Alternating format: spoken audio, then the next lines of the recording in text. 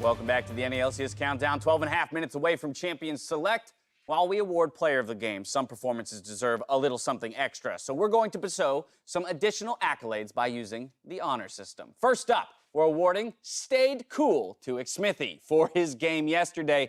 Not hitting level 2 until 4 minutes into the game. Disastrous level 1, but he pulls it back. Yeah, this was a tough one to watch. Anyone who's ever been in a game like this can sympathize with not getting a buff, dying, your laners aren't helping you, they're losing their flashes. Either you flame your laners or your laners flame you and you're never making it back in the game. But because Xmithy and the entire team actually did stay cool, playing passively in lane, allowing him to catch up in experience, then he made some really huge plays in team fight. They knew they had late game, they kept it cool, and that's why they're able to win.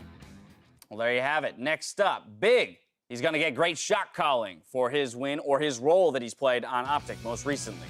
And he's a guy who the players have been hyping up a lot, but he in particular says a lot in the game. Let's just slow swap it Okay, listen. Camille will be bought. We will pressure Baron again. We already have the mid hit him. If we don't die here, they have to come to us, okay? We're gonna push in. Camille will split. Don't die right now, Dokla. Just back up. Thank you. I got you, bro. I got you. You give me a deck shoot, I give you heal. Thank you, baby.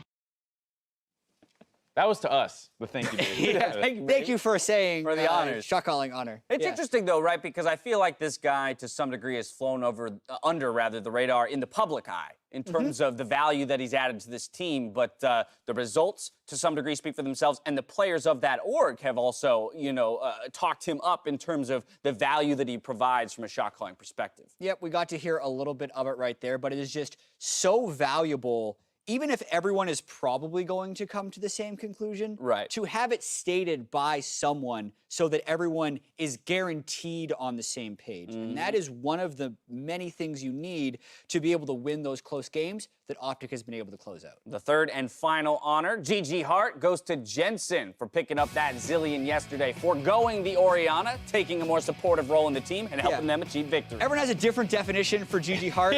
Oftentimes, I just give it to the guy who probably carried, and I don't want to accidentally insult someone by being like, stayed cool when they were and they're like, what is it? Is this like, does he think I... Great shot calling when he said nothing in chat, but like pinged a lot. Jensen, I think, actually did dominate this game on Zillion in also an unconventional way, so that's a good one. I mean, in actuality, is that the one that you give almost every time? Almost every time, yeah, because I don't want to low-key flame someone by accident. Right. That's just such a... Trying to avoid conflict. I rarely give great shot calling because I feel like how can you, in a solo queue game, how can you really determine who's shot calling? Especially when you lose. Like, stayed cool and great shot calling in a loss is really hard to correct. You're just way too worried about that. Like, I just give GG if someone like hard carried the game. Otherwise, it's one of the other two. Like someone. I give stay cool a lot. Someone definitely lost lane probably in the game. Here's a question: on this desk, who gets what honors? I don't think I get stayed cool. You definitely don't get that one, Mark. Although, but then which one do you get? Because GG Hart doesn't scream Mark Z to me either. What's sad is am I low-key flaming if I give you guys shot calling? You just said that so you sarcastically give him stayed cool. I'll take great shot calling, and Jack gets GG Hart. All right, well, there you have it. That's going to do it for the honors. I did some brain exercises this morning, so I'm ready for our next segment. Time to hand it off for some Jat stats. Let's go. We got the song again. It's been a while. I wonder if they got a new jingle today. I brought my pen over for some reason. I'm gonna write. You're gonna write on. Whoa! Since when do we get balloons? This is crazy. What is the production value? Are those water balloons? Keep coming. No, those are mushroom. Oh, and a Timo mushroom. Okay. What a day. If I pop this, how loud? Oh my goodness. Very loud. Here's a pen. Wait until you get one wrong. All right, this will be the. All right. Hit us with some Jets. Question 1. Do we have 3 Timo shrooms? I don't know where they're... Pass me Timo shrooms for this one. Okay. Anyway, who has the worst damage per minute as Orianna in NALCS history? And I got a multiple choice right here because Keen had one of those games yesterday that was of the top 5. These are the top 5 in a random order. So which one of these guys has the lowest damage per minute in an Orianna game all time? I feel like... in a single Orianna game. In a single game. Okay, so I don't remember a DeMonte game. I don't think it was high. I feel like Link had some games I remember where he was underperforming pretty heavily. You remember that remember the Golden Glue game where he gets like the quadra or whatever? But like, I remember it was like a really, really poor Oriana game up until that point. I almost feel like it was that game. Do you want to go that? I'll go Link. You're gonna go Link. I'm gonna go Okay. Golden Glue because of his historically poor you performance feel in like the back when he was NALCS. on Even Team though Liquid- this split, he's Great. played phenomenally. Yeah. So I like your instincts, Mark, because we didn't actually reorder them. This is first through. Oh my goodness! So Link Those are pretty close after together. a minute.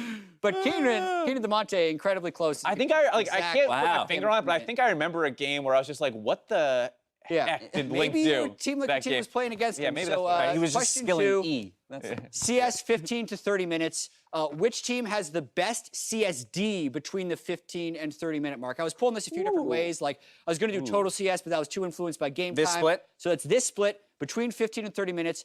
Who's first and second in CSD Liquid. between 15 and 30? Just kind of Right? throw It's got to be something like Team Liquid because they get themselves in holes and then they're able to come back. I'm thinking about or it's something like TSM because they are so passive and farm so much, and most of the time, No, because so Smithy actually has really high jungle CSD, which is something you probably a lot of people forget about. So I'm Okay. down with Team Liquid. I think Team Liquid is a good answer. I actually think the other one might be Optic. They farm. There's a lot of farming. I lot. mean, you're looking at 100 Thieves, Optic, TL. So I'll give like, you a hint. It's not Optic. Optic has the most CS at 15 to 30, maybe but it's that's fine. actually There a could be an negative issue with CSD. Team Liquid's game length, though, right? They actually end games before Or 30 minutes. They have So there could be an 29.7 or issue something. there. It's the difference, them Yeah. versus the opponent. Oh, so it doesn't matter how long. All right, Okay, I'm gonna go Team Liquid then. All right, yeah, I'll do Team Liquid, and we need Team another Liquid's one. right. Do you have a second place? Let's go 100 Thieves. TSM. Close. C9. Oh, that would Close. I It's thought you neither guys of those. would That would have been Yeah. pretty good. Plus Okay. 58 per game for Team Liquid and plus 44 for Is C9. this the Not top bad. one? Yeah. Dude, we got a Jet stat. Wait, why did you pop the balloon? Because he got it got it wrong. wrong. He got it half right. Oh, okay. yeah. Gotcha, We're going to gotcha. move. This has been a mess. This is the weirdest Question segment we've done. 3. Who is Honestly, the it's the team? most disjointed. So this is a really cool stat. Fewest Rift Heralds taken in the NALCS. The team's only taken 3 Rift Heralds the whole split, but they have the most turrets killed to 15 on average. Huh. Is that this like? team? Is that like? They kill turrets. I mean, there's a piece of me that wants to say like clutch because Apollo Haku a lot of times can be pretty aggressive in lane and pressure turrets. But I feel like as a team, they're not super aggressive around. So I'm just going to go with some early game team that's actually pretty good, which would be the best 2 teams are C9 and CLG most likely. So Ooh, CLG is not a bad answer. yeah, so I'll go CLG. Ooh, I like that. But I'm gonna just to keep us spread and have a better shot. I'll go clutch. I like the CLG answer though. Whenever there's a weird stat, it's either CLG or Echo Fox. Echo And Fox. it's Echo Fox. Really? They They're actually have- too busy killing turrets to take Rift Herald. God. They have a Gotcha, lot they're of fighting really so bad often. team stats. Like they have the lowest warding stats and really stuff like weird, that. but they They're- still Do you push happen to turrets. know the updated stat on Rift Herald like win rates? It's, Remember well, that? when we 'Cause checked yesterday, it was almost exactly 50%. Yeah, it was 31 and 30, I believe, Yeah. before the 5 games yesterday, which is just intriguing to me that it doesn't have as much of an outcome on the result of the game. But next up, our topic wheel, the Wheel of Misfortune. We've got just enough time to hit a couple of these. So I'm going to have you guys spin the wheel, and then I'll let you know what exactly you have to do for me. Is Jad up Somehow. first? Yeah, go for it, All Jack. right, Go I'm gonna for roll. it. Yeah. You know. Woo-hoo! We're getting better at this. Yeah, I think One that's of us the last is. time I'm doing that. Well, one of us is getting better at This it. joke is getting old. Okay, Mission Impossible playoffs for Clutch Gaming. So we already know the last place team Dodged that, the bullet there. it is mathematically possible. So really Yeah. what I want you to do is explain to me how they could complete this mission. How exactly, what do you need to see changed in the team that allows them to make the run to playoffs? Okay, so this team's strength has always been actually late game team fighting. They need to get the whole team aligned on that goal. I'd actually like to see them put Moon in instead of Lyra, since Lyra always likes to make aggressive plays. You keep Apollo and Hakuho on that strategy. I still think, even if it's not meta, you're putting Hakuho on playmakers. He actually hasn't adapted that well to some of the new support picks. They did go on long winning streaks at some point during the spring split. Hopefully they can get that again. And we talked to Solo yesterday. He's a cool guy. Just keep it up. All right. I'm bought in now. All right, well, Let's go. there it is. It's clearly Mission Possible tough. now. They're 4-9, right, dude. spin it. If we have Spin it. time, if we have time, spin it again. Yeah, spin that again. All right, spin it again. Let's Mark's go, going. Mark. Let's You're start a up. quick one. There we go. That's spinning real fast. Now it's got to decelerate quickly Yeah, as well. I'll Yeah. just grab it. There we go. Ooh, You hate to see that. So this is, I just want to know, what is that thing that happens in League of Legends where you're like, you hate the worst gut punch feeling when something happens in a game? There's two things that instantly spring to mind. I'm not sure which one I hate more. One is just like a missed cannon creep for no reason. Watching is painful. Player alone in lane misses cannon. Yeah, that feels bad. It's hard to watch. Fail flashes over walls is also a really just sad one. Especially because then it usually results in death to follow. I'm telling you anyway. A missed Malphite ultimate. The sound doesn't even play. He just you don't get the slides. boom. He's just there. Yeah, and he's just like, now I'm in a new location. Anyway, while the fans came up short yesterday, we found some bright-eyed youngins to throw their own predictions against Mark and Jat. Take a look. TL versus FlyQuest. I think TL are gonna win just because, you know, historically they came first last split, and right now they're having a pretty strong showing so far, so that's why I think they're gonna win. I think C9 will win against CLG because I think they're just looking more cleaner in the recent weeks, and I think Blabber's gonna 1v9. I think EcoFox versus TSM. TSM, I want to go on the TSM side because I feel like this past few weeks, whenever they lost, we lost. So I'm kind of hoping the opposite to happen, where like they win and we win, or we win and they win. So I want to root for TSM. For GGS versus 100 Thieves, I think GGS is going to win because I want definitely to win. Clutch against Optic. I feel like Optic will win because, you know, they've been on the upswing. They're on a pretty good winning streak right now, and Clutch recently dropped their head coach. There's a lot of inner workings going on that I don't understand, but doesn't seem like it's going well for them. So I think Optic will win. All right, a couple spicy picks from the pros because the two of you are in perfect agreement These are here two very on the day. surprising- Also tied in the overall standings. I was very close to taking TSM. Yeah, we both talked about that one a lot. I feel like I'm a little addicted to picking TSM, so I had to like break out of that. Right. Just because. To me, it was one of those things where they looked very good punching reactive playstyle yesterday. EcoFox plays really aggressive and hasn't been clean, so you want to take them, but it's just too much for me. All right, well, there you have all three, though, predicted Team Liquid across the board for Game 1. It's time to get into that game, so we're going to head to the Battle Arena. Thank you very much, Dash and gentlemen. That's some crazy analysis to start off the day, but we are just about to get into Champion Select here for Liquid versus FlyQuest. And coming in, Liquid on quite the hot streak here. FlyQuest could look to put a stop to, but it doesn't look like much can stop Liquid right now. Yeah, Team Liquid, 4-game winning streak right now. They have gone 4-0 in the second half. And like you said, looking quite good. But FlyQuest, remember, the last time these two teams played each other, FlyQuest actually was the ones who walked away with the victory. Of course, that was the kind of notorious Vladimir Alistar bottom lane game for Doublelift and Olang. So don't think that'll happen again, as they've gone back to marksman, and they've been finding good success with that. And to make note on that, that was the Week 4 game you were talking about. The first time Team Liquid kind of said, hey, let's try something else other than a marksman in that bot lane, and we'll go a little crazy. They have since just gone back to marksman in the bot lane to make things work out for them. Here we see the bans, Aatrox for Khan, met with that Morgana Varus to start things off. Talia, Zoe, Kindred, Nocturne, all up. Talia's going to be knocked down. That means that Zoe becomes higher priority. And so right now, if you're FlyQuest, you ban, I would believe, Nocturne or Kindred. And then you get the other one based on if Team Liquid are going to go ahead and pick Kindred here. Then you would take Zoe yourself on the side of FlyQuest and give that over to Keen. I think they take it. Xmithy had a pretty great game on it yesterday. Overall, having good games. We'll see if you can continue that throughout this set. And now it's over to FlyQuest side to see what they will answer, knowing that something pretty S tier was going to be giving up. They'll take the Tom Kench and their bot lane right away. So initiation, but safety. So FlyQuest know they have a way into a fight if it comes down to it. Taking away the Ashe as well from Doublelift, which he played yesterday, and having that on Wild Turtle. And I absolutely love watching Doublelift and Wild Turtle head-to-head matchups. Like the last time they played each other, it was pretty much a victory for FlyQuest with Wild Turtle and JJ kind of smashing the bottom lane in that awkward matchup of the Vladimir. But I want to see what goes on here because the Braum is something that JJ had found success with, and he's pivoting away from that even though it was up. Say, well, they run the Braum Varus. With the Varus being banned, they lock in the Kai'Sa. So Braum Kai'Sa for bot side. They match, expecting to see FlyQuest lock in their jungler here to not be pinched. So something that's really interesting to me is that Kai'Sa just fell out of the meta, even though people were playing like funnel strategies and stuff, and then we're like, okay, let's shift it over. Like, she's a perfectly fine and functional marksman. The only thing that happened to Kai'Sa, she didn't get any nerfs in terms of just her kit. What happened was Rage Blade got nerfed slightly in terms of the amount of AD, AP, and all that it gives you. So what happened to the Kai'Sa build is that it's either Rage Blade, Runaan's, and you go standard as before, or you go Storm Razor first item, Runaan's Hurricane, that gets you both your E and your Q evolutions after you buy a pickaxe, which would go into the Rage Blade afterwards. So if we see a Storm Razor here from Doublelift, it's that build where you're looking for the full Q evolution, and if you see the Rage Blade first, it could be kind of the older build, but I feel like people have pivoted back towards Runaan's as opposed to an AP build that we had seen. It helps that she has some time to dance around in the fight, too, to get a Storm Razor's charge back up.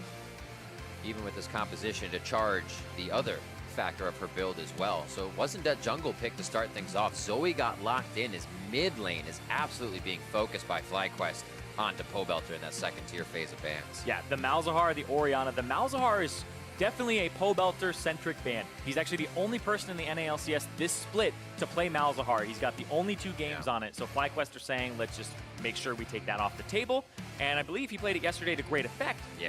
And allowed, like, for picks, and also played it into a Zoe, with Ryu playing the Zoe. So saying, let's not have that matchup happen, because they might not know that one themselves on Keen's side, right? You want to eliminate kind of all these factors that you can't control or aren't prepared for. So just get rid of it and force him onto something else. But LeBlanc is good into Zoe. There's a few champions that you can play, like Syndra, that does decently too.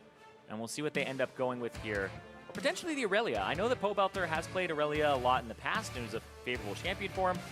And it is a counter matchup, but that goes very heavily on trying to shut down the Zoe. Toronto getting locked in for Santorin. Had a pretty great play against that in week 5 against 100 Thieves in their victory. As he starts bringing that into his repertoire a little more. Syndra gets locked in for Pobelter. Kind of came in saying he doesn't have as many unique picks as usual. He kind of repeats a lot. Had Aurelia in the beginning, then we saw the Yasuos, then the Malzahar, now back to the Syndra. Putting a few more unique ones in there for himself that we know him for. Gangplank now a possible lock-in to finish off that composition for Team Liquid. Impact would be able to help all around the map. Yep, Gangplank makes a lot of sense here. You can throw down the ultimates on top of Zoe and Ashe, and then they can't really get out of them. The Tahm Kench would have to do some protection, but it basically punishes or makes the days of low mobility carries very bad. So I like the GP here for Impact. Question is what they're going to play into it with the Gnar taken away. Rumble. All right. Rumble for Flame. I love watching Flame and Impact go head-to-head, too. Like, there's a lot of great matchups between FlyQuest and Team Liquid here. Kind of watching an old-school, like, Season 3 matchup of Flame and Impact going back to the OGN Champions days. I like it. It's going to be Flame's first Rumble of the summer split. 3rd Gangplank for Impact, I believe. I didn't miss one there. So, obviously, Flame knows what he's doing on the Rumble. We'll have to see how the matchup goes for those two, though, because, like you said, a great one to watch in the top lane. Yeah, when I think about Flame, I think about, like, the Kennen, the Renekton. I think of what I was expecting without the ban as well. But I mean, I'm throwing myself back, like, years and years. Oh, for sure. Like, the Rumble was one of the champions that, back on CJ and his Blaze, he had played and picked up a whole bunch of the side lane farm and then would show up to mid-game team fights and just absolutely obliterate them. So this is another champion that kind of sends me back into kind of the old Flame glory days here. And we'll see what he's able to do up against Impact, because this matchup, I don't think it's incredibly favored for the Rumble. More like mid-game team fighty. He can't contest barrels. He can't really harass the GP too much. He does have some shoving power over him, but it's more, we're going to spike in mid-game, try to have mid-game fights around it. So FlyQuest seem to be focused on that, getting the engages with the Ashe arrow, and then trying to make mid-game fights and rotations happen. Talking a little bit about mid, let's transition to that discussion. Looking at what happened yesterday with the push focus of Pobelter's Malzahar, now a Syndra, but still that Kindred in the jungle. Do we expect to kind of see focus for Team Liquid around that mid lane? What do we expect to see them doing against now Keen and Zoe and Santorin on the jungle?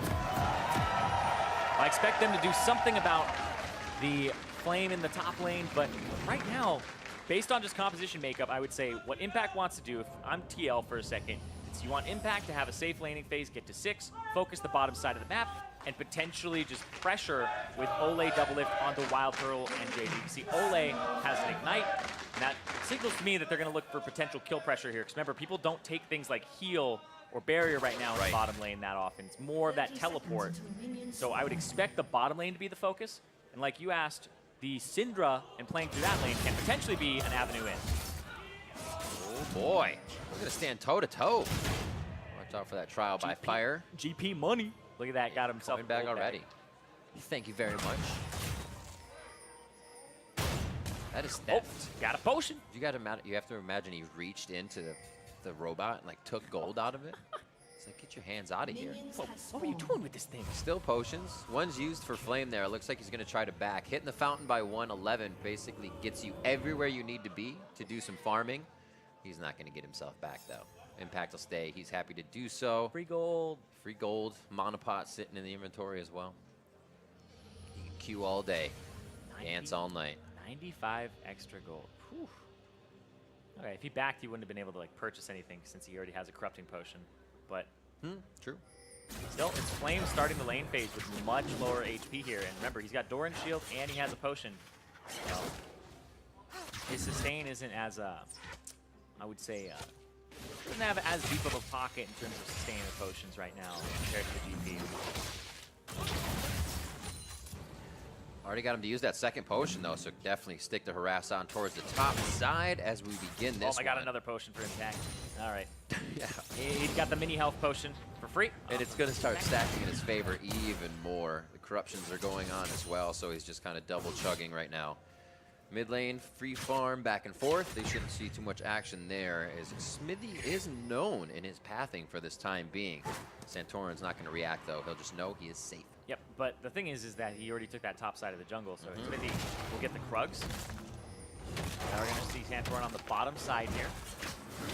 So I see Smithy on the top side. That's a Ash Hawk shot from Wild Turtle. Feels good. Kill a little bit more to get level 3 there. Yeah, Santorin's going to kill this Scuttle Crab on the bottom side. This will actually deny a mark from Smithy because he killed the top Scuttle before it was marked. The bottom one is the one that is marked that whole time. So see what happens. Actually making a little bit of a gank onto mid lane here, or at least waiting. Oh, okay, Smithy.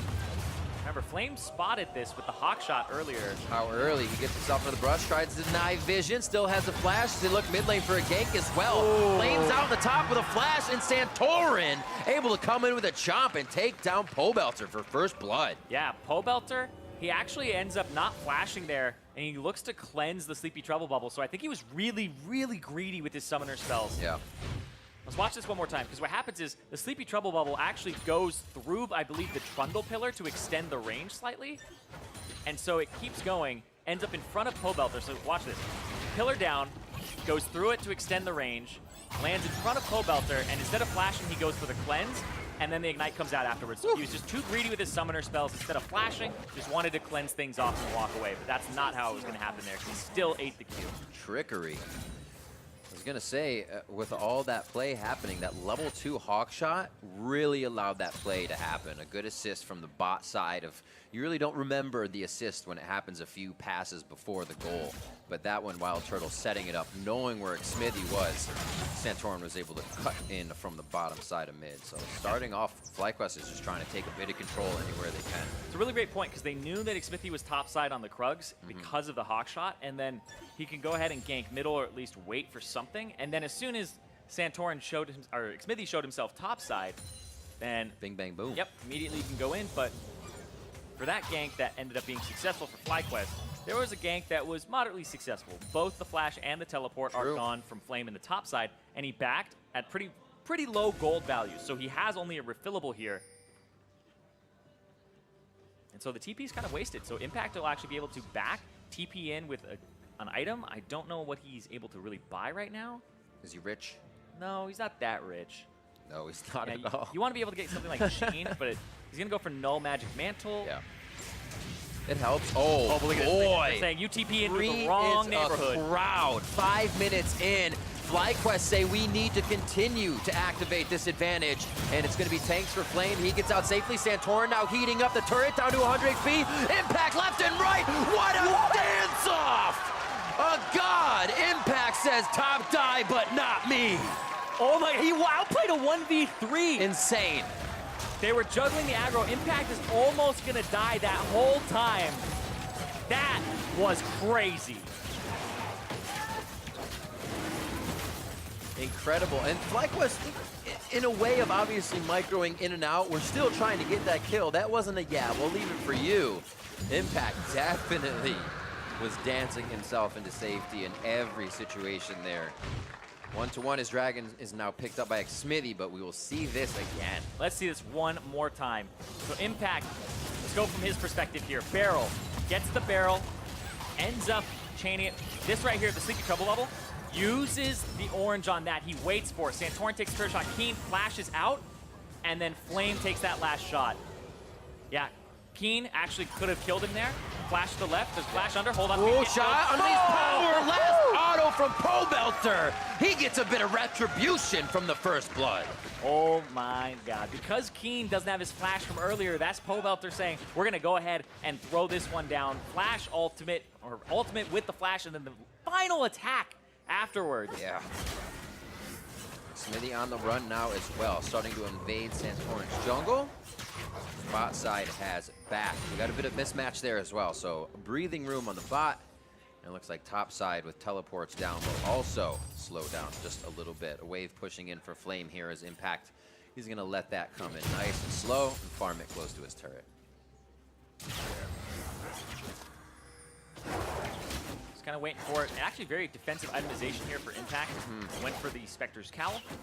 So he's gonna just try to reduce some of that magic damage he's taking. And also, Rumble usually wants to get something like Oblivion Orb very early on, 2 penetration items, and this will allow you to kind of be ahead of the curve there. So you take a little bit of a power trough early, don't have things like Sheen to bully him out, but then it means that Rumble is less effective against you later in the game. Big damage discrepancy for that bot side. Pickaxe to Scepter and Longsword. I don't know how much of a fight they want to get in right away, but Xmithy now. Santorin actually hiding in the fog of war at this point. They're going to get a quick hit onto Xmithy. Dodges out on the Drowsy Bubble with a flash. And he will not be able to get out with blue. King went to go grab another flash there. Wild Turtle actually slowing up Ole. Oh, almost got him with the tip of the tongue. That very, very close. Doublelift wouldn't be able to do much there. 6 for him. They could have activated on Ole with that level 5. Just not being sure how close it was. FlyQuest plays safe. All that action and Team Liquid still able to grab 2 kills. A big solo play by Pobelter in mid lane, hitting up Keen, who were looking to bounce back today after a pretty rough game on the Orianna yesterday. Yeah. Really looking to put some damage down on that Zoe. There's a Drowsy already to start things. The cleanse right from Pobelter. Yep. Throwing out the cleanse early at that point. Making sure another kind of bad situation doesn't happen for him. But remember, he doesn't have cleanse now. He doesn't have flash. So he's pretty gankable. Right now, they see Xmithy because of the wards. And, gonna actually try to head him off. FlyQuest is doing a great job at just giving Team Liquid a lot to think about. Lamb's Spike goes down. Cannon Barrage is a little bit outside the fight, but the damage is still coming through. Keen slowly walking up. A bubble through the wall could hit Impact. He's just gonna go forward. Stopwatch is there. And coming through the Paddle Star hits just in time. Great hold by Keen. His stopwatch is there. Xmithy, no mana, can't really follow forward, but now they still want him. Santorin takes the aggro to start things off with a smite, and he's gonna get out alive at the end. FlyQuest with a huge play topside. A lot of resources wasted, but they get Impact. And they played that dive perfectly. The previous one, not so much, but they give a lot of free time to Pobelter in the mid, who's now 30 CS up over Keen. Yeah. Sure, the kills went over, and the team is now back in a good state, but let's see this one more time here. So they catch Xmithy, they throw down the equalizer. Even though he has Wolf down, you know he has a 2-second cooldown on the jump. Jumps again, tries to get away, throws down the ultimate, and then Impact is slowing. And right here, they decide they're going to turn it around because Keen has actually been sacrificing CS just for lane priority. Then uses the stopwatch. Keen's actually going to pick that stopwatch up here, goes towards it, uses the stopwatch to ignore the tower shot. Santorin is now going to be the one who tanks it as they re-dive. And that's where they get the finishing touches there. Santorin gets the triumph, walks away. Has the W down too. Remember, the W increases all the healing that Trundle takes, so the triumph is a little more effective there too and giving him extra HP. Feels great.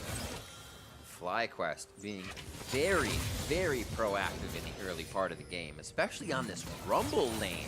A lane where you don't find too much crowd control unless you're hitting Harpoon after Harpoon, and you have no hard card control from Santorin's Trundle, but still, if he's under the turret, that means we're going to have him in a small area anyways, and that's all they want at this point. Impact's going to be a little more ready for it next time. But still, FlyQuest has the wards that keep pulling behind that top side, so they may keep going after it. Things slow down, but I'm sure it'll go very quick right again. Xmithy already hovering towards that bot side. Maybe hovering towards the bot side to try and get something there, but Keen keeps dipping into fog, and he's got himself the Scuttle Crab on the top side. And I feel like Xmithy hasn't gotten a single mark. Yeah, he's 0 marks right now. All of the Scuttle Crabs have been taken from him. Didn't get that first one. And then he hasn't been able to participate in any kills. Right now, he currently has Keen marked, but it's the Zoe that has a flash. That's actually pretty difficult to take him down. That 4 mark 75 range is huge, especially for this team. You're getting poked by so many things that slow you, tag you, just allow the other team to get another grab. So he really wants to get those 4 marks as fast as possible. I'm sure FlyQuest is going to be on them even more now. Yeah, it's going to take him forever, though, because now it's only on Scuttle Crabs that right. So changes after that early part. No, they're all your forced to go in the jungle to get those early ones. So if you can control the Scuttle Crabs, Xmithy could potentially never get a mark, because you'll see them coming up, and if you have priority, or if you use Keen, who's throwing away CS and experience to go ahead and get advantages in terms of the map. Hold on, though. This could be huge. Liquid only has vision on the bot side. If FlyQuest play into this, they get a big return on investment if they can hit the kills. Doublelift can't really reach it. Xmithy's almost in range to get the Dread Mount onto slow, but they do not grab FlyQuest, who in and out of the jungle safely, doesn't have to waste any summoner spells. Yeah, it's a big power spike for Doublelift too. They really do want to fight around that bottom side because he got the Storm Razor. It's kind of that new Kaisa build I was talking about where it's not full AP anymore. You go for the Storm Razor for the 75 AD and 30% attack speed, so it gets you your Q and your E evolution off of 1.5 items after that. So it's a really, really great build. The Rageblade comes in as third. And it's pretty good for team fighting, too. I think it's kind of, if you have a front line or if you have a way to survive, it's a little bit better than the AP build at this current state of the game. Also, it doesn't take as long to ramp. You're actually doing decent damage throughout the lane phase instead of sitting on Pickaxe and Amp Tome. Team play bottom. They're trying to shut down Doublelift and Ole. FlyQuest were just here. They didn't like the situation before, but now they route around Team Liquid. Ole's first, Impact and Doublelift taking big damage on the backside of the fight. Xmithy's trying to teeter in to get a few more. Santorin and Flame are low. Are they able to follow through with the kills as Lamster's fight hits? They're looking for the targets, and they find Santorin. Pobelter comes up huge on the late rotation and takes one down for himself. Keen, JJ, and Flame limp away from the fight as Xmithy skips forward for more kills.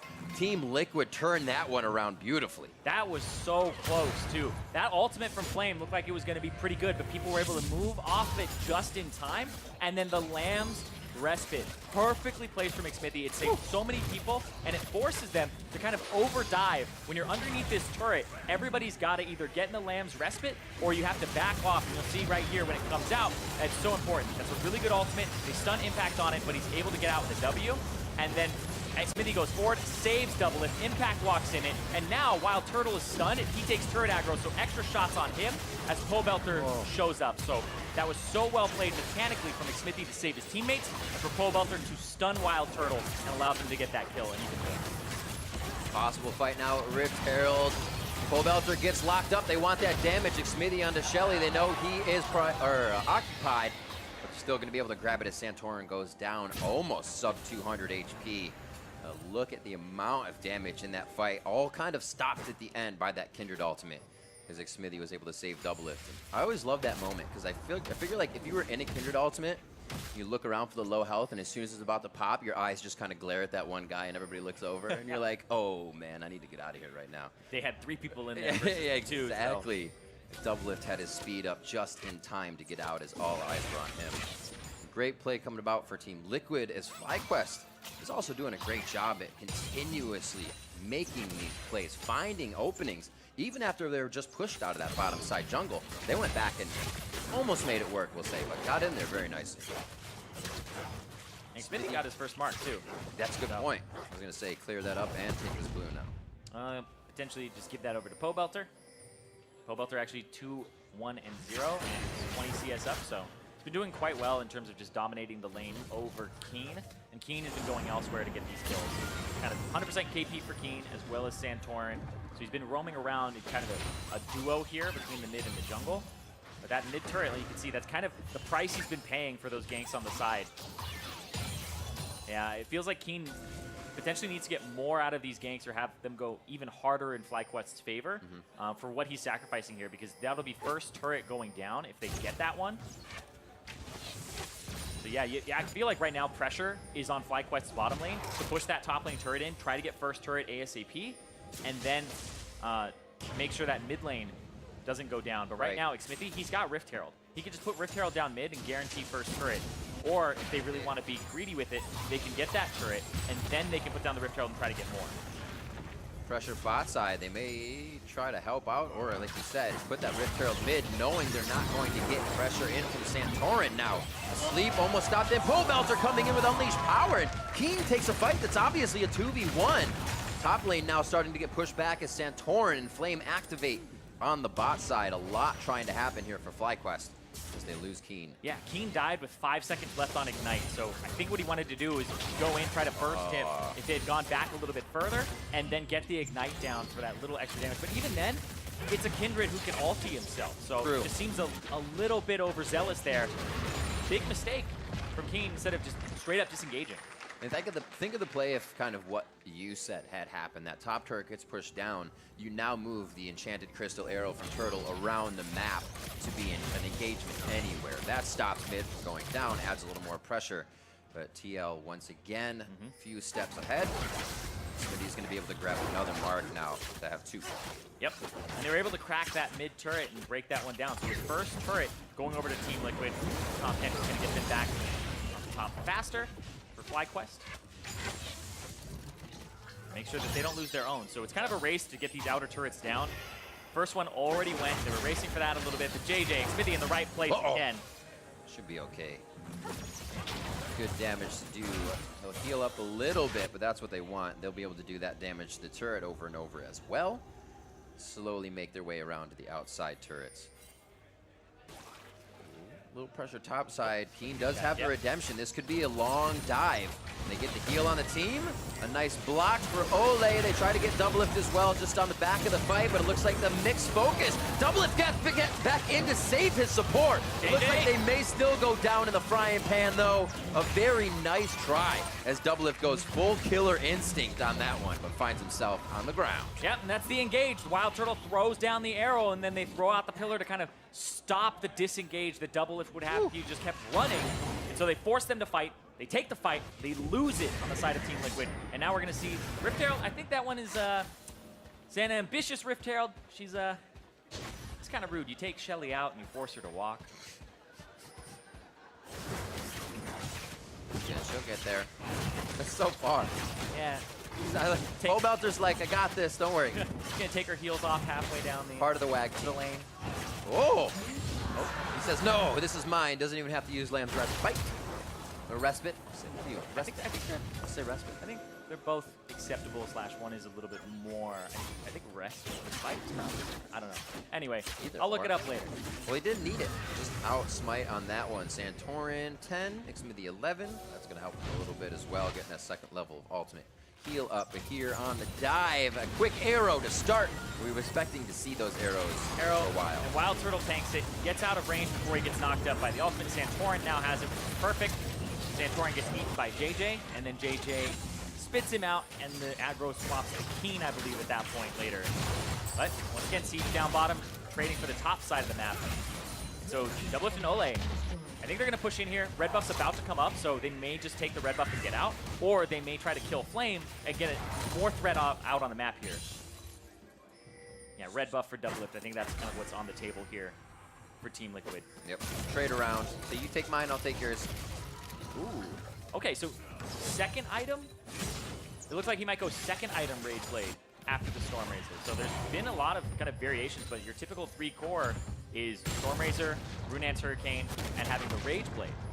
So he already has the Q evolution, because all that takes is Stormrazor plus Pickaxe, and that gives you the 10 missiles from Acathian Rain.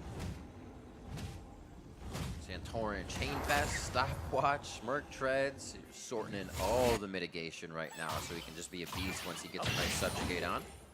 And actually something I want to point out here for Doublelift as well is he's gone for the Rage Blade second, but having the Recurve Bow, Berserker's Greaves, and Stormrazor plus the pickaxe, this actually gives him Q and E evolution with one item and parts of other items plus boots. So this is actually really fast in terms of getting 2 evolutions thanks to Stormracer.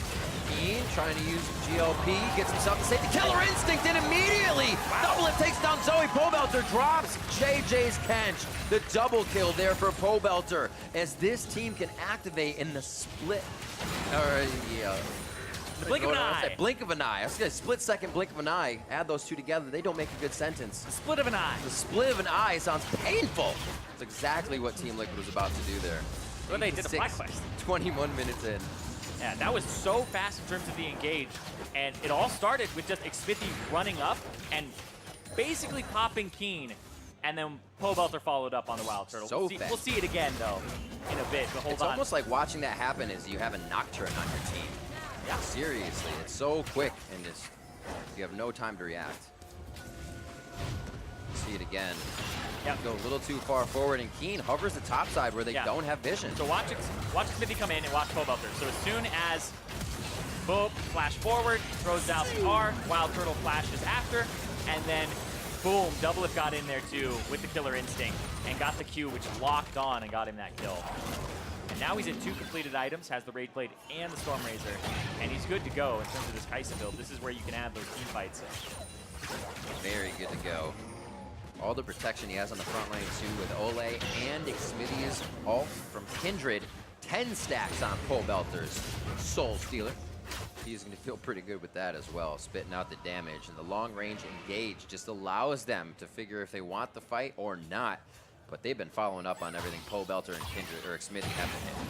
I mean, Pobelter's definitely feeling it. Majai's Soul Stealer, 10 stacks on it, 5-1 and 0 on this Syndra. 40 CS up. He is playing so well. There you go. Well, how about a 3v1 to take him down? Uses the stopwatch quickly. A 1v1 up top. Scatter. Wow, Turtle goes down. Pobelter, yeah, scatters back. And does Doublelift go in? Killer Instinct is on, but he chooses JJ as the target as Keen was the mark. Trying to switch it up and go for the no-look kill, but FlyQuest all retreat from that fight. And the pressure now starts to mount around the map. Impact's able to push as Team Liquid is still able to win these fights. And Team Liquid are now up about 5,000 gold, a little bit more than that. And they're looking to push this top wave, looking to push the bottom wave. They actually have control of all 3 lanes off of just Wild Turtle dying and just the macro here. Has a great pressuring in terms of getting the most for the tiny advantages. Slow janitorial duty by Flame to the bot side. And we'll see here in mid again what happened. Oh, yeah, found an Xmithy in the middle. He's like, yeah, Xmithy was sitting on a control ward. He threw out the ultimate. He's like, I'm trying to hit Pobelter. Hits the guy in between. Pie to the face. Smithy's like, that pie tastes good. Yeah, Wild Turtle walked right up more. afterwards. He's just not looking. I mean, Ash is looking at her target space, seeing like, did the arrow hit? And then that's that moment where you go, wait, where's the arrow? And you pan up, and there it is. Why is my screen blinking red? The painful moments we all endure. Flame needs a good vision coverage here by Xmithy and team. He's going to get some damage on here. Dread will slow down Flame. He's going to get Scrap Shield down. Equalizer really puts them on the back foot, though. Xmithy instantly down to half HP, but the pull of pressure with Abyssal Voyage brings over Turtle and JJ. Yep. And Xmithy does have 4 stacks now, so he has the increased range on both his basic attack, and something that people don't also consider is it extends the range of your abilities as well. 75. Yeah, the acquisition range of your Q, as well as, I believe, the application range of your E. So having a longer range slow is very, very beneficial. Even against this team as well, when you deal with drowsy bubbles and volleys of frosty arrows in your face, you don't want to be in there for too long if you can't make an impact in the fight. And that man right now, Impact, on the bottom side of this map. Huge in how many turrets they have. 5-2 currently, which means the global goal just in the pockets of Team Liquid. Currently around 7,000 in the lead as they pick up another Ocean Break. Next will be Cloud if they want to sandwich those oceans in. Yeah, when they have these Ocean Drakes, it means they can 1-3-1, they can go ahead and 4-1 with Impact on the side lane, who also has a Spirit Vision, doing wonders for him, because there's a lot of AP between the Rumble and the Zoe, so he's actually a pretty tanky Gangplank right now.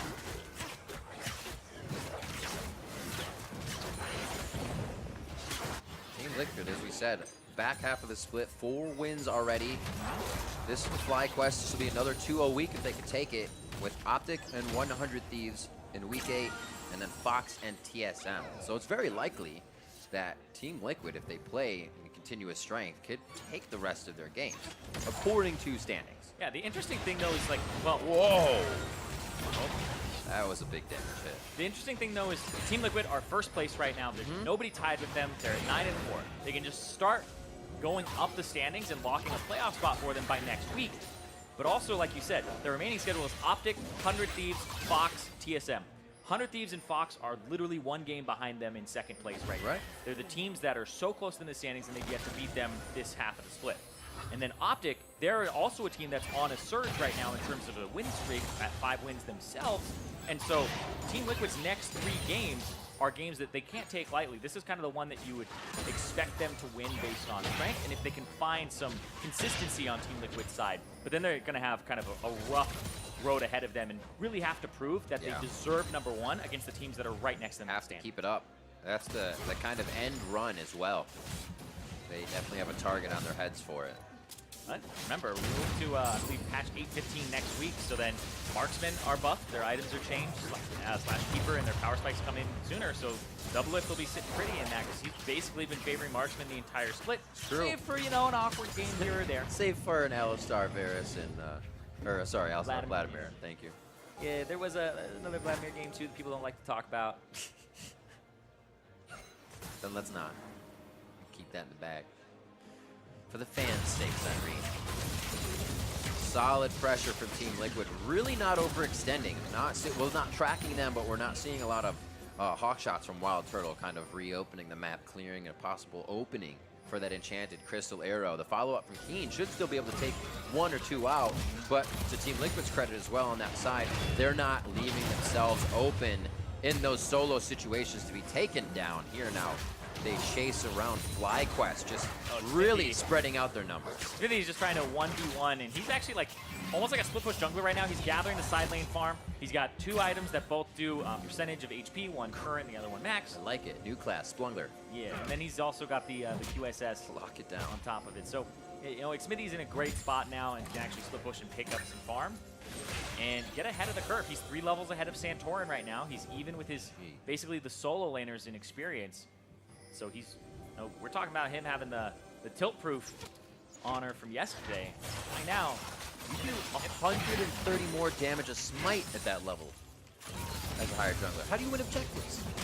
You hope it got burst past that point. That's about it. Holy mackerel. But let's talk about for a second how this game is looking for FlyQuest, because they're 8,000 gold down. The way they get back in this is off of picks. You're seeing that shut down with QSS purchases. You're also seeing that with the Banshee's Veil onto Pole Belter, and locking down Impact will be tough too with the Sleepy Trouble Bubble. Or even an Arrow, because you can stand in front, soak it, and then just use the W. They're going to have to go after people who can't really get rid of those effects, like this. Redemption coming in. Nice knockouts. They do take him down. The Rangers focus from Wild Turtle. Able to come through with the damage. A few assists there are great for FlyQuest if they can keep tagging on a few more. Xmithy's just in the fog of war. Pobelter could hit Santorin. They should be safe on this one. It wasn't Xmithy, rather just Pobelter by himself, as he is hovering the bot side.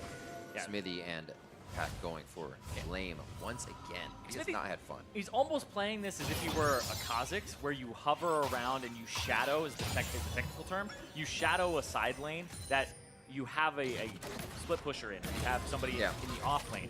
And so you shadow them and make sure when they back that the other guy can't shove up and that Flame can't equalize the lane and get to a point where he gets to roam. And then when the GP is pushing up, you threaten a dive as well. So shadowing the lane is very powerful in locking down Flame and preventing him from even having an effect on the map, which the Rumble wants to have. It's not a split pusher. He has to hold farm underneath turret, and he can't go and have these equalizers in team fights that he's shooting for right now. Wait, oh, go ahead. No, yeah, I was going to say, Xmithy himself has just had such a fantastic second half of the split with different champions in Nocturne, Trundle, Graves, Kindred 2 games in a row now. And starting off this fight right in the front of Santorin, forcing the Devour from JJ. The voice of the team and what he brings and the power inside the Rift now has to be leveling up Team Liquid. for Mark. Gonna get it. Level himself up. Be like, I level the team up and myself. Yeah, but he's level 16. He's 3 ahead of Santorin still. Doing a fantastic job in the jungle. And he's becoming a big threat himself. So there's multiple threats. I've seen QSS, make sure it doesn't even happen. I'm not drowsy, you're drowsy. It's the caffeine QSS. Oh, plasma the Gromp. Make that Gromp stuffed! That's great. At that point, you gotta kill it. You gotta teach it a lesson. It's like, all right, foul and still make the layup. There you go, double lift with the 3 items completed. This is a team fighting Kaisa build where you just apply plasma to as many people as possible, and then just try to get the Q and E evolution ASAP to just have this really nice power curve in your games. This is before the changes to the price of both the Runettes Hurricane and the Storm Razor, so. Oh, wait. Empress immediately. Wild Turtle lives with just the sliver devoured in. That's huge if he can get back on the map. Oh, my word. Kill! Targeting. Cannon Barrage comes down from Impact. Now they're on to JJ. There's only so much you can do as a support. It was a valiant attempt, and you will also go down. Double lift drops JJ as it's just too much. There's so much follow-up from Team Liquid at this point, and now they'll start to take down bottom turret as well. Yeah, don't know why you used the stopwatch there. He's saying, JJ, go next. That's one where you're just kind of, things are going from bad to worse. Like, Wild Turtle gets caught out, almost dies. He's gonna get popped there by the ultimate from Impact, which is well played on the final little touches. This is blind. They don't have the vision there. Wild Turtle safe. That's just a check there from Pobelter. Check comes up, doesn't bounce, comes up clean. And then Impact's the one who cashes it in. Good block, Fisher out. Quite a bit used by Liquid here just to defend without really any answer. Oh, arrow goes through. Pobelter has to be forced to cleanse. This is great for Lamb's FlyQuest. Liquid is down for 3. FlyQuest entering into the fight, and they're looking to take down Liquid. Shredding the health bars, but not finding the kills. There's one. A second one for Ole. No, Smithy is first. But Ole will fall as he's forced to run away from the base. Teleport into the mid lane from Double Lift as he wants to short-change FlyQuest down the mid lane. And he'll be able to stop the minions, but will they stop the Baron? I don't know. Doesn't end up pushing with the minion wave. Impact and Double Lift. They're going to have to pull off a hero play here. It is 2v5. They're going to try to go for a triple barrel chain. Impact's ult just came back up. He's going to be able to throw that down as well. It does have the attack speed over time building up. A Cathie Rain is in as his killer instinct is on. One kill coming in for Impact. Baron is low. Baron down to 500. It's going to be grabbed by Wild Turtle as they take down Impact. Now the fight's on to Double Lift as the 3 members in the pit live with a sliver of health. A huge play from FlyQuest to even up the game 12-12, but they're still down in gold. But they haven't lost any of their inhibitor turrets. Their base isn't going to have perma pressure on it. This is the perfect time to have a Baron for them. FlyQuest are back in this game off of what was an ambitious Baron call here from Team Liquid. I don't know how they ended up getting so low. Watching a little bit before this would be helpful, but right there, Flame and Wild Turtle team up perfectly. Right there, has to throw down the Lamb's Restless, who doesn't have it for when he's dove later. And Flame just says, you see him wait here for a second, Flame on, goes in, uses the Q, just roasts both of them and picks up the double there. And this was just absolute chaos. I'll try to make sense of this really quickly because Double Lift goes to the backside, Keen flashes out, pulls him up, and then Impact went to the back, says, I gotta kill the jungler, I gotta give my team a chance. But then Keen comes back in over the wall and get that kill. Back to live. And Wild Turtle and the team are humming down mid lane like a freight train. Impact getting hit up. He's gonna be able to get himself to safety and quickly stop. They're getting all the way it's pushed up. Top could be next if a fight does not follow. Oh, Keen. Line it up with the sleep there, but man, if there's anything that we have learned about FlyQuest in the second half of the split is that the game is not over until Alawi is singing, because right now they say, all right, base races come into play. We're gonna take your Nexus. Here, the Baron comeback, 6,000 gold. It was 10K at one point. Now we're only looking at 4,000 as a difference here after that Baron. Smithy staying safe. Guardian Angel's up if they do need to make some type of play where they just have to go ham on this. It does not look like that play will be now, as FlyQuest still playing it safe, even though they have the lead. A minute 30 left on Baron buff. They may get a few more seconds out of that, but I think their damage is done for now. And what a recoup for them from the early game. Yeah, and one of the things that this Team Liquid composition lacks is a tank. But the reason that they kind of drafted more squishy lanes and squishy jungler is after they started seeing the Trundle come through, which was the 4th pick, they were like, all right, our solo laners are Syndra Gangplank. We're not going to play a tank top for impact because we don't want to give stats over to Santorin. And now it's saying, well, Santorin's not the only one who thrives when there's no tanks. Quick Blade of the Rune King gives enough slows, but the follow-up Fisher makes FlyQuest fall into the pit so they can't follow. 36 minutes on the clock. 4 Drakes are in favor of Liquid. So with Elder in 1 minute, that is a lot of pressure to be put on the map. Doublelift knows he's just a little too far out, even with the Kaisa movement speed. Xmithy's found. Should be good at half HP. Doesn't want the Guardian Angel to proc. Wait. The burn is there. Woo! But not enough. Absolutely calculated. What? Not even close. What was that? That was... How much? How much? Check again the official count. 13? 13 HP. 13 HP. Today, 13 is a lucky number. Let's see which team hits that and kills first, because right now, who's gonna get 12 and 12, neck and neck. And now we're getting to that point in the game where people are hitting those 4 item spikes, and so the gold is going to mean less and less as time goes on here. Absolutely. And we're already kind of at that point because there's things like stopwatches and inventories kind of clogging them up a little bit. Pobelter's the one who I think really has a good, solid lead over his opponent, whereas it's 4 items for both marksmen, and then in the top side, it's really kind of just this Caulfield's Warhammer advantage where you look at mid, it's kind of an item and a half as a lead for Pobelter. He has about a 2,300 gold lead on his opponent, if I know how to count. Everyone else is just around 1,000 to 900. So that lead is definitely helping. And the Scat of the Weeks are really how a lot of what TL was starting with the vision control up by Raptors. That's gone on the side of FlyQuest. They have vision control on the bot side now. They are getting hit up as FlyQuest feels strong enough to pressure in. Xmithy over the wall, gets a Blade of the Rune King in to try and deter the fight. That's a resurrection. He's gonna have to throw it on the alternate. Ole can't get the Lambs Respite if he goes down first. Xmithy throws it, but Ole has to back up, and FlyQuest is very low as they enter in. A draw indeed as the guns come out, and Doublelift goes crazy with the rest of the team. The killer instinct from all of Team Liquid aces FlyQuest. Right there, Xmithy again throws down the Lamb's Respite, able to survive with the Guardian Angel, and they're walking in. That's the celebratory flash there from Impact saying, it's over, boys. They're going to push for the win. Guns blazing as soon as the fight started.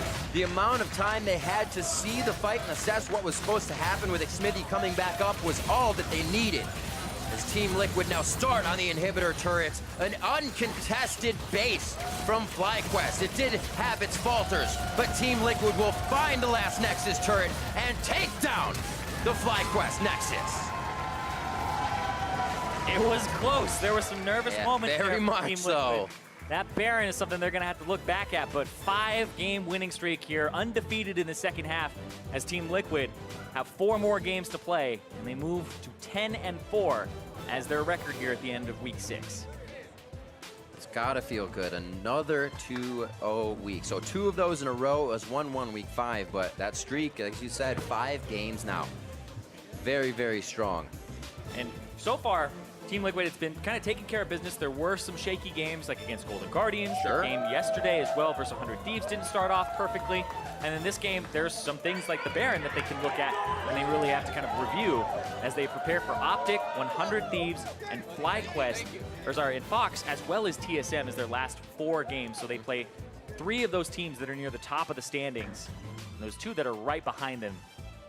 So as we end the split, TL will have a chance to prove that they are definitively #1 going into playoffs. Yep. And FlyQuest as well. They have Clutch, CLG, Golden Guardians, and Cloud9 as they move forward. Definitely strength seen from the bot lane of these guys, and somewhere they should definitely be looking as well as Flame. Santorin in the jungle is everywhere. If they get top and bottom going, you almost have a full map covered. Yeah, you're talking about Santorin. Xmithy in the jungle has been doing work in the second half here. That guy has been playing a mad Kindred game. Absolutely. So for more on that win from Team Liquid, let's send it down to Avali and Xmithy. Thanks, guys. Xmithy, congratulations on that win. Team Liquid is slowly increasing the gap between you guys and the rest of the pack. How important is that to you coming into playoffs?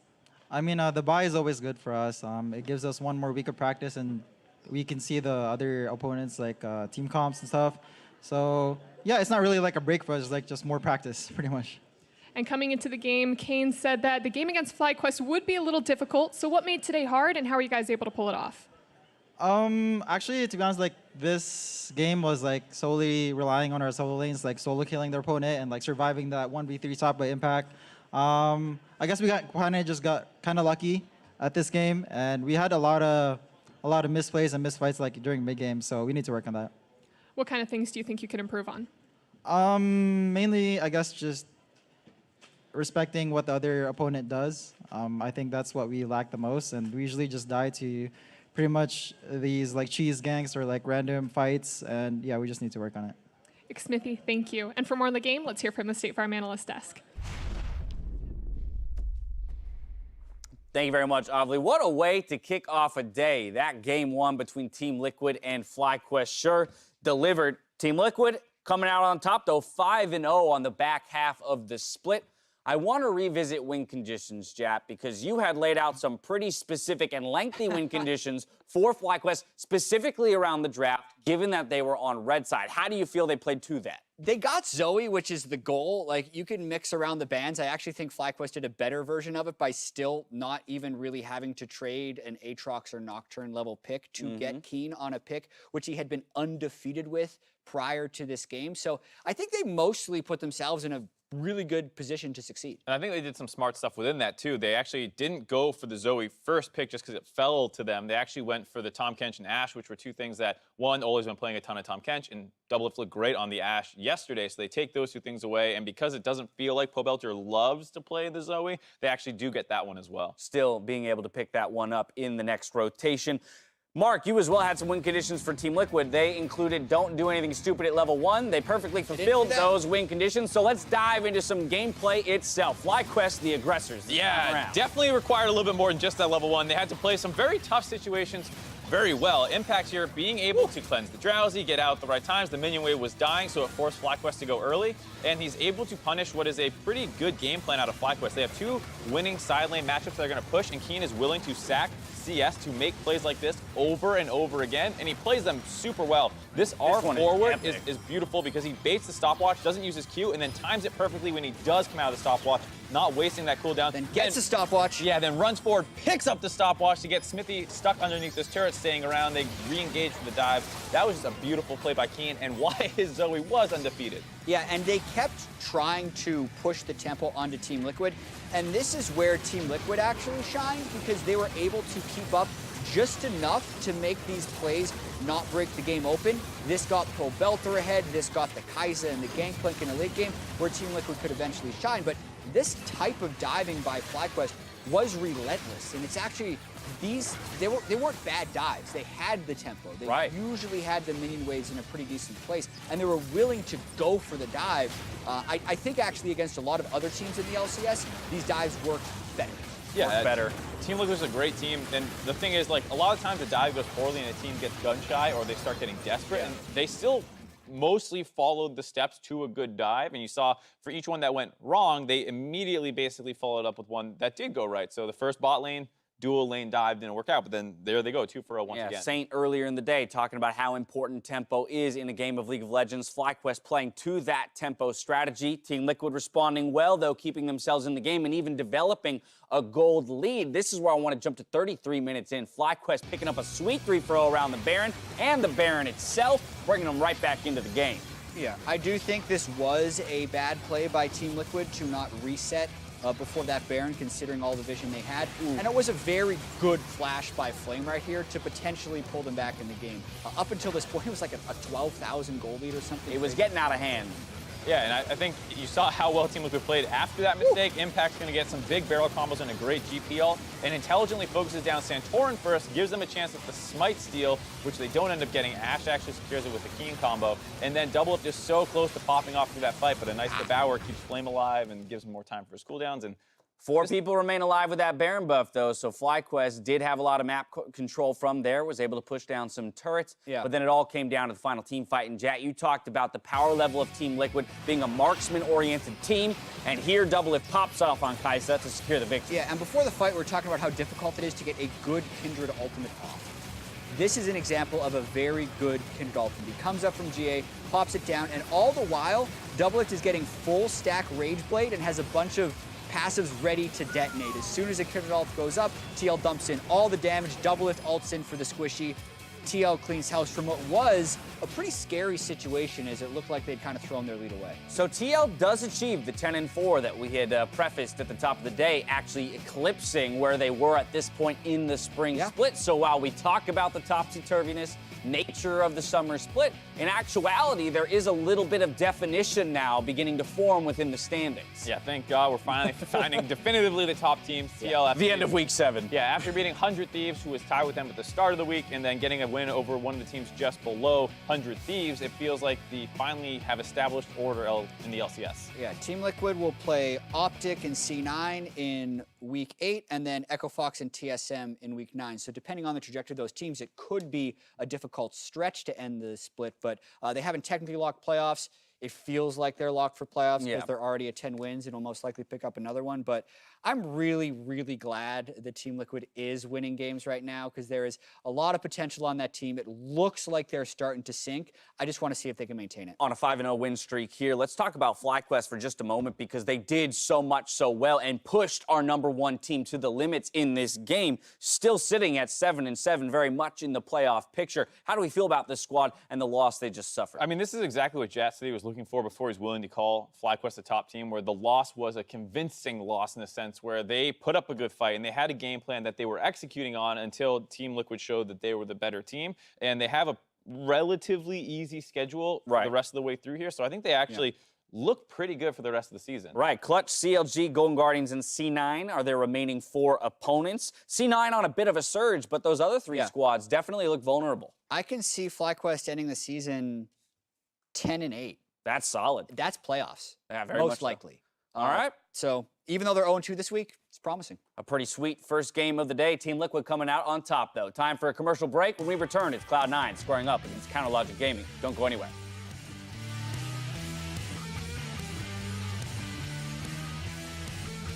And it's going to be tanks for Flame. He gets out safely. Santorin now heating up the turret down to 100 HP.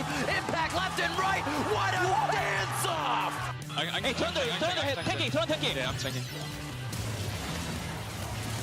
Good job. They try to get Doublelift as well just on the back of the fight, but it looks like the mixed focus. Doublelift gets back in to save his support. It looks like they may still go down in the frying pan, though. I never. What? I just heard. Time catch target dead. I got no pressure. I have no smile. I can get a... I got a... Oh, good. Try to split. Don't flash. Nice. FlyQuest is very low as they enter in. A draw indeed as the guns come out. And Doublelift goes crazy with the rest of the team. The killer instinct from all of Team Liquid aces FlyQuest.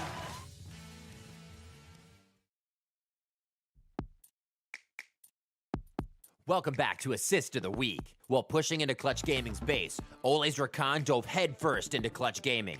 Carrying Pobelter's Shockwave into the fight allowed Team Liquid to push to victory. And it was on Piglet as well. The person who had come through and had a really great stats against Doublelift, they say shut that down. The past is in the past. And TL are here to clean this game up in 27 minutes. TL, 27 minutes on the clock. 7...